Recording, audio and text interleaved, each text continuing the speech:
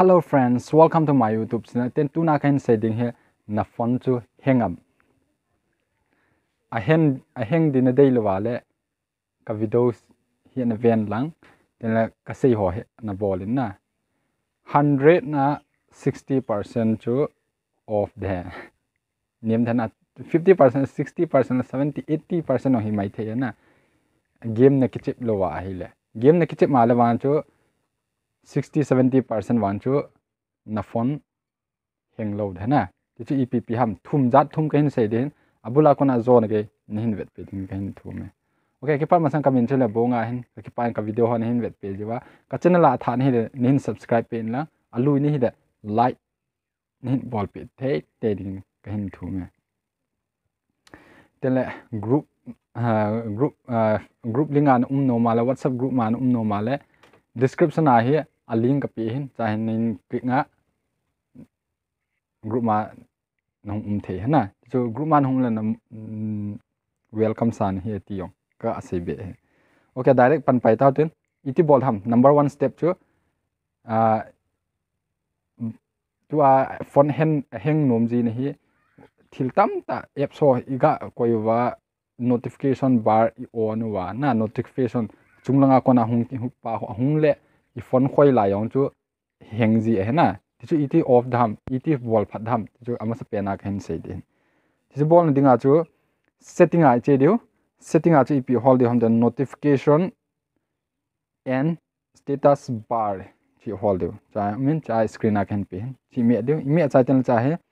notification and start बार किते हैं अमस पेना डिस्प्ले डाटा यूज किते पुल डाउन अनलॉक तीन अनोया मैनेज नोटिफिकेशन किते हैं ना होया लूट दियो हम ता मैनेज नोटिफिकेशन आ लूट दियो चाहे लू चाहे तेन ले EP बॉल दियो हम तेल ते आई बॉल ना कि ऑन है ना कि ऑन है हिन न दे पेन चुन ऑफ दे है एग्जांपल लाकेन WhatsApp गा ऑफ इन कटिंग WhatsApp का ऑफ वाला WhatsApp मा है मैसेज तम मिन फोटो EP हिन थो तेन ले ग्रुप मिन हिन थो तेन ले नोटिफिकेशन बार हो हुं चट जाते है हुं दिया ना ते है हुं तेल फोन हैंग है ना जो ऑफ वाले फोन हैंग फॉर्म है अदंग दंग न दे न कि बॉल थे ना notification hung tam pen na chun ki off thei chu khat na hin tin te ani na chu hi ale na setting lawa ani na chu EP ball du ham tile chong hi allowance ki ti background data off ngai na background data iti off du ham tile chu kahin sei din ai wa cha hi head masa de chu background data hi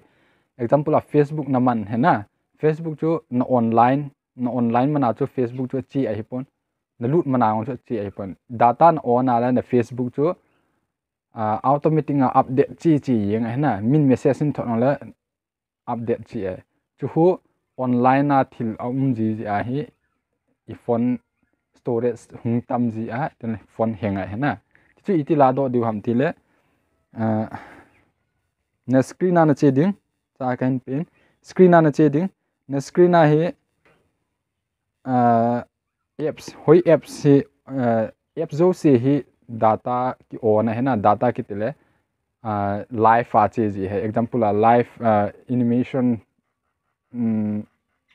background की हो तब ना बैकग्राउंड ही ची ये है डाटा न ऑन पो वाले न खोई लो ले ची है ची न of nga ye tin le bukchun चाहे न डाटा यong सेव दिंग tin le न फोन हैंग यong फॉर्म जोम दे ना सो इति बॉल दे हम तले एग्जांपल अकेन चाही चा G5 टीवी चैनल हैं छि कमी देन आले चाहे एप्स इंफॉर्मेशन अनइंस्टॉल शेयर किते चाहे होया चे दो हम तले एप्स इंफॉर्मेशन आ चे दो चाहे चे जो तन ती आ इंटरफेस हम दिन ला EP बॉल दे हम डाटा यूज डिटेल्स चाहे इलू चाहे तेन लती आ इंटरफेस दिन बैकग्राउंड डाटा की ही ऑफ दियो ये ऑफ तिंग लेव ते आ हुं की ऑफ दिन थे नी ना हिन ना थे बॉल आले फोन हैंग फॉर्म दो mai तेन last pen chu hi kinale adang tamatam है ना वीडियो सा वाल इवे नोम जी पोविन ये चुन थुम ले का हिन से तदी हिन नेक्स्ट वीडियो का हम दे पार्ट नी चाहे EP बॉल हम तिले na phone a ning langa switch button hi nami eden ting chai power off umin emergency umin lock screen umin restart umet cha lai lung pa he point hin che chung lo mai then akang hi cha akang hi achung langa ikai to diu hoya kai to de restart la hi kai to leo na phone chu thi in tin hung hing kit de na hung on kit de hung on tele 100 na 90 100 na 70 80% chu na phone hang form de adang dang na lai na ball ding tam mai ema ka se banga chu I ball sa wala video ve no form ji na ji chun chana chu kha wedding na ut sin na ball ale ta ka se nin phat chom pi de na phone hang phat chom de na hung hang lo de hang chu hang nan te hiwan amas a banga chu hung hang lo de ka ki pa bula kon hin vet pe jin ki pa thu kain se ki pa